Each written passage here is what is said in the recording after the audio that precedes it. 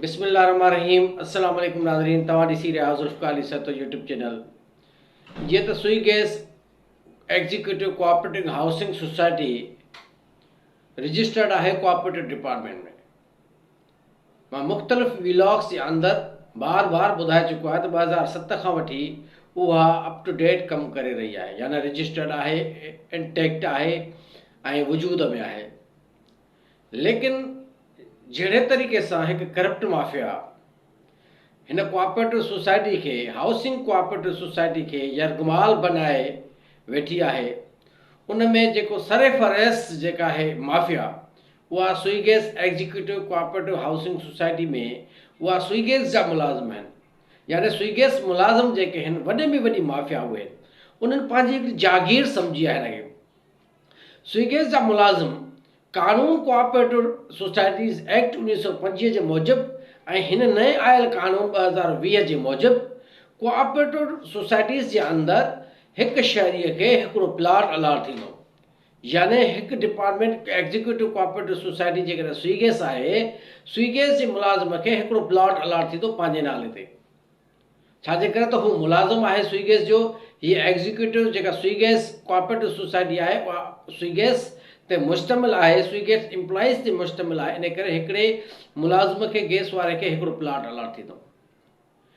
लेकिन वेसाघात हिन सुई गैस कोऑपरेटिव जेका एग्जीक्यूटिव कोऑपरेटिव सोसाइटी कासमाबाद में आहे, उन सां हिकु एॾो वॾो ब्लंडर या फ्रॉड कयो आहे जो हिकु मुलाज़िम पंहिंजे नाले ते, पंहिंजे ज़ाल जे नाले ते, पंहिंजे पुटनि जे नाले ते, पंहिंजे भाइटनि जे नाले ते अलॉटमेंट कराए पंहिंजी जागीर सम्झी वेठा आहिनि हिन कोऑपरेटिव सोसाइटी खे।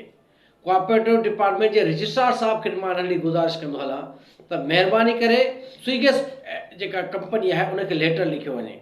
मां रहवासियुनि खे बि गुज़ारिश कयां थो ऐं उन्हनि रहवासियुनि खे जेके हिन सोसाइटी जा मेंबर न बि आहिनि, चौगिर्द जेकॾहिं के वेठा आहिनि, उन्हनि जो बुनियादी हक़ आहे, फंडामेंटल राइट आहे। आइन पाकिस्तान उनखे हक़ ॾिए थो त जेतिरो हक़ उन्हनि ऑफिसरनि गैस जे मुलाज़िमनि जो आहे, ओतिरो हक़ उन्हनि शहरनि जो आहे जेके उते रहनि था। सुई गैस कंपनीअ जा मुलाज़िम पंहिंजो प्लाट पंहिंजे वारसनि जे नाले ते, पंहिंजे सॼे कुटुंब जे नाले ते रखे करे हिन सोसाइटी में वरी हिकु दफ़ो उनखे हावी करण जी, उनखे यरगमाल बनाइण जी कोशिशि कंदा।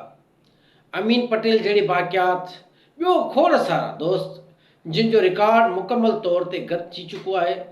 जेको मां सुई गैस कंपनी खे बि इहा गुज़ारिश कयां थो त MD खे या जेके हाई अप्स जेके वेठा आहिनि, उन्हनि खे त पंहिंजे सुई गैस जे मुलाज़िमनि खां छेड़छाड़ कराइनि त तव्हांखे हिकिड़ो प्लाट अलाट थींदो हो कानून मूजिबि, तव्हां केतिरा प्लाट पंहिंजे भाइटनि भाइजनि जे नाले ते, फैमिली मेंबर्स जे नाले ते अलाट कराइनि। अमीन पटेल पाण पंहिंजो प्लाट वरितो, वरी प्लाट वरितो पंहिंजे नाले ते, हिकिड़ो खपाए ॿियो वरितो पुट जे नाले ते। अहिड़े तरीक़े सां सभिनी एग्जीक्यूटिव जेके सुई गैस जा मुलाज़िम आहिनि, सभिनी हिन सोसाइटीअ सां वेसाघाती कई आहे। जेके अॼु माफ़िया तौर ते तव्हांखे चहिरा नज़र अचनि था त तव्हांजी वॾी का ख़िदमत कंदा हिन इलाइक़े में, हिन सोसाइटीअ सां जेको वॾो ब्लंडर सुई गैस जे मुलाज़िमनि कयो आहे, मां सम्झां थो त पूरी सिंध जे अंदरि अहिड़ो ब्लंडर, अहिड़ो फ्रॉड कंहिं बि सोसाइटीअ सां न थियो हूंदो जेतिरो हिन सोसाइटीअ सां थियो आहे। सुई गैस जे मुलाज़िमनि में सरेफरस जेको डाकू, वॾे में वॾो डाकू आहे अमीन पटेल। अमीन पटेल 2007 खां वठी 2023 ताईं पंहिंजे सुई गैस जे मुलाज़िमनि खे हाणे दावा करे रहियो आहे त मां बयलाज में अमेंडमेंट कई आहे। बयलाज जेका अमेंडमेंट आहे उहा रजिस्ट्रार जी कंसेंट सां आहे। जेकॾहिं रजिस्ट्रार उन बयलाज खे एक्सेप्ट करे थो ऐं गैर क़ानूनी आहे त कंहिं बि तरीक़े सां उन गैर क़ानूनी अमेंडमेंट खे वजूद में नथो आणे सघिजे।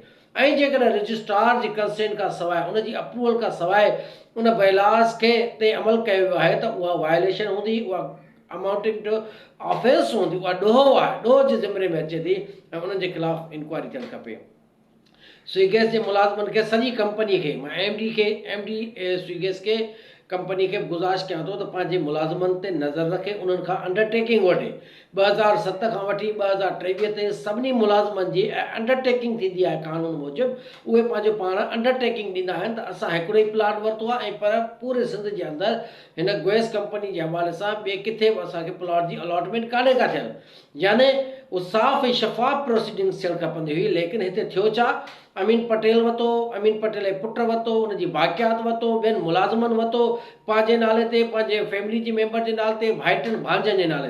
फेज़ 2 में, फेज़ 1 में जेकर तव्हां ॾिसंदो त हिकिड़ो चाचो, उनजा भाइटिया, उनजा बाबा, ही अलॉटमेंट जेका थींदी उहा स्वी गैस जे मुलाज़िमनि खे थींदी ऐं हिकिड़े मुलाज़िम खे हिकिड़ी अलॉटमेंट थींदी। कानून थो चवे कंहिं बि तरीक़े सां इहा इजाज़त या क़ाबिल माफ़ी ॾियो इहो आहे कोन जेको कानून खां मथां थी कमु करे। हींअर स्वी गैस जे मुलाज़िमनि खे मां गुज़ारिश कयां ऐं आगाही ॾियण जी कोशिशि कयां थो त हिकिड़ी बाक़ियात तव्हां में शामिलु थी चुकी आहे, हिकु माफ़िया तव्हां में शामिलु थी चुकी आहे। उन्हनि खां पुछो सही, हर हिकु मेंबर जेको बि रहवासी तव्हां सां गॾु थिए थो उन खां पुछो त तो प्लाट परचेस कयो आहे या तोखे अलॉटमेंट थी आहे। उनखे ख़बर पइजी वेंदी तव्हांखे त हीअ अलॉटमेंट स्वी गैस जो मुलाज़िम त आहे कोन, हिनखे अलॉटमेंट किथां थी, हिनखे अलॉटमेंट किथां थी। अलॉटमेंट जेका थींदी उहा स्वी गैस जे मुलाज़िम खे थींदी ऐं स्वी गैस जो मुलाज़िम पंहिंजे नाले ते कराए सघे थो सिर्फ़ु हिकिड़ो प्लाट। इन करे मां गुज़ारिश कयां थो रजिस्ट्रार कोऑपरेटिव सोसाइटी सिंध खे त महिरबानी करे हिन स्वी गैस कोऑपरेटिव सोसाइटी खे ओवरटेक कयो।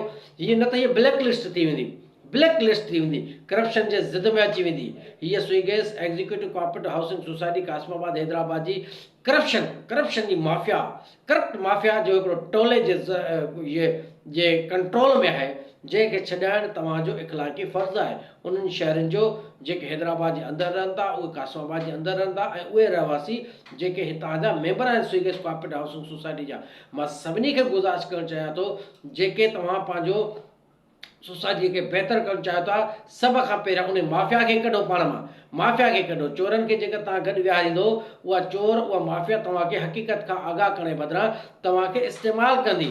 तव्हांजी सॼी जेका आहे उहा जेका बि तव्हांजी इंफॉर्मेशन आहे उहा सॼी उन्हनि माफ़िया ते पहुचाईंदी, अमीन पटेल जहिड़े टोले ते पहुचाईंदी, जेके तव्हांखे कंहिं बि तौर ते सही इंफॉर्मेशन न ॾींदा। इन करे स्वी गैस कंपनी खे लिखणु बहितरीनु अमल आहे। रजिस्ट्रार कोऑपरेटिव सोसाइटीज़ खे लिखणु, FIA खे लिखो, एंटी करप्शन खे लिखो, मुख़्तलिफ़ इदारनि में अदालतुनि में वञी करे स्वी गैस जे एम्प्लॉइज़ जी अंडरटेकिंग मालूम कयो त हिकिड़े ऑफिसर खे केतिरा प्लाट अलॉट थिया। कानूनी ॾोहो आहे, कानूनी जुर्म आहे ऐं नाक़ाबिले बर्दाश्त इहो ऑफेंस आहे। कंहिं बि सूरत में कोऑपरेटिव जे कानून मूजिबि इन शइ जी इजाज़त कान्हे का। मां इन करे बार तव्हांखे गुज़ारिश करणु चाहियां थो त हिन मुंहिंजे ज़रूरु गुज़ारिश ते अमल कयो ऐं पाण में वेही जेके बि सोसाइटी जे अंदरि हींअर वेठा आहिनि, जेके मीटिंगूं कनि था, जेके पंहिंजो पाण में वेठा आहिनि, उहे सभई दोस्त जेके परचेज़र आहिनि, ख़रीदार आहिनि, उहे सभई हिक ॿिए खां पुछो त तव्हांखे प्लाट परचेस जे मद में मिलियो आहे, अगरि अलॉटमेंट आहे त तव्हां स्वी गैस जा मुलाज़िम कोन आहियो, तव्हां प्राइवेट माण्हू खे अलॉटमेंट थी किथां। 2-2.5 लख में 4 लख जे अंदरि प्लाट, 30-40 लखनि जो प्लाट सिर्फ़ु माफ़िया खे, पंहिंजे कंपनी खे सिर्फ़ु राज़ी करण जे लाइ कानून जी लताड़ कई वई आहे। अमीन पटेल, उनजी बाक़ियात, उनजा पुट, उनजी फैमिली मेंबर, ॿियो सभई स्वी गैस जा मुलाज़िम जेके आहिनि, सभिनी जा हथ इन ॾोह में मुलविस आहिनि ऐं सभई उन ॾोह में शामिलु आहिनि। सभिनी जे ख़िलाफ़ु इंक्वायरी थियणु खपे। इंशाअल्लाह ताला मां ज़रूरु चंद ॾींहंनि जे अंदरि कंपनीज़ खे बि लेटर लिखंदासीं, FIA खे लेटर लिखंदासीं त हिन इहो ॾोह छो कयो, प्रोविंशियल एंटी करप्शन खे बि लिखंदासीं, रजिस्ट्रार कोऑपरेटिव सोसाइटी खे बि लिखंदासीं ऐं इंशाअल्लाह ताला आख़िर में हिकु वॾो मुनफ़रद अंदाज़ में हिकु अदालत सां रुजू करे हिकु दावा दाख़िल कई वेंदी, जेका उन माफ़िया जे ख़िलाफ़ु कई वेंदी त जिन खे कानूनी तौर ते इन शइ जी इजाज़त कान हुई त उन्हनि पंहिंजे इन गैर कानूनी अमल में हिसे वठण जो रोल जेको अदा कयो, उहो कहिड़े छा सम्झी करे कयो। छा हीअ लुटफुर जो माल आहे, छा ही यतीम खानो आहे, या ही बैतुल माल आहे जितां करप्शन करे हितां खणी करे ग़रीब माण्हुनि जो माल हलियो वेंदो। हीअ गवर्नमेंट जी कोऑपरेटिव सोसाइटी अमानत आहे, हिन अमानत में ख़यानत करणु वॾो ॾोह आहे। मां उमेदु कयां थो तव्हां ज़रूरु हिन मुंहिंजे मैसेज खे गौर फिक्र कंदो ऐं ज़रूरु पंहिंजे फीडबैक खां आगाह कंदो। कानूनी राय, कानूनी मशवरो, हिन सोसाइटी न रुॻो स्वी गैस कोऑपरेटिव सोसाइटी न, पूरी सिंध जे अंदरि जेके बि कोऑपरेटिव सोसाइटीज़ आहिनि उन्हनि जे बारे में कंहिं बि कानूनी मसइले खां आगाही हासिलु करण जे लाइ तव्हां असां सां राब्तो करे सघो था। असां बहितर खां बहितर उन्हनि जो हल तव्हांखे ॿुधाए सघूं था। तव्हांजी वॾी महिरबानी।